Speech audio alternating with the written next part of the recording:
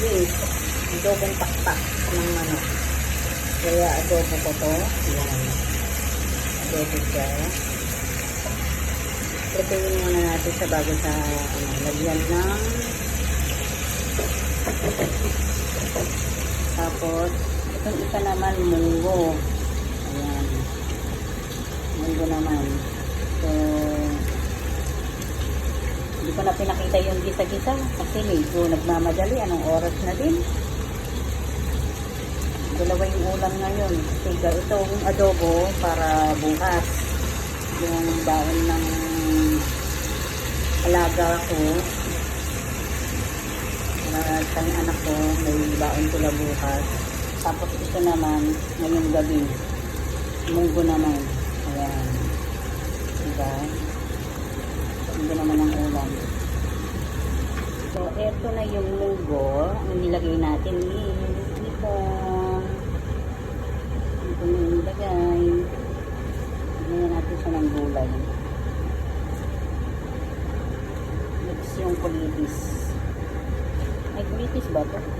Or spinach ba ang tawag dito? Yan.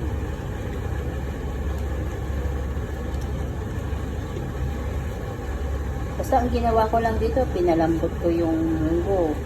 Tapos binisa ko lang ng bawang sibuyas.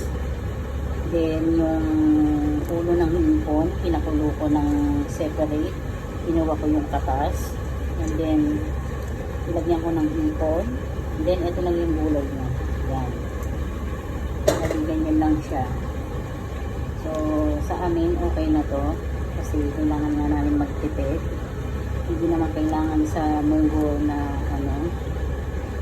na perfect yung luto. Importante is nyo na makain. Yan, diba? So, ang sarap niya na. Dami niyang kulitis or spinach ba ang tawag dito. So 5 to 10 minutes pakuloyin lang, then ready na siya. Natikman ko na rito is okay na rin naman yung lasa niya.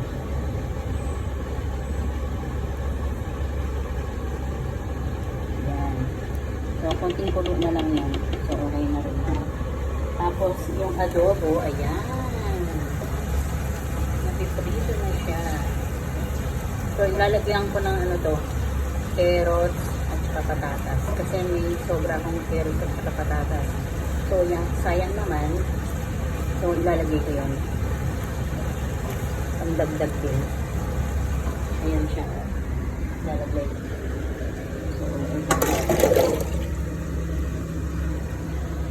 So sasama ko sa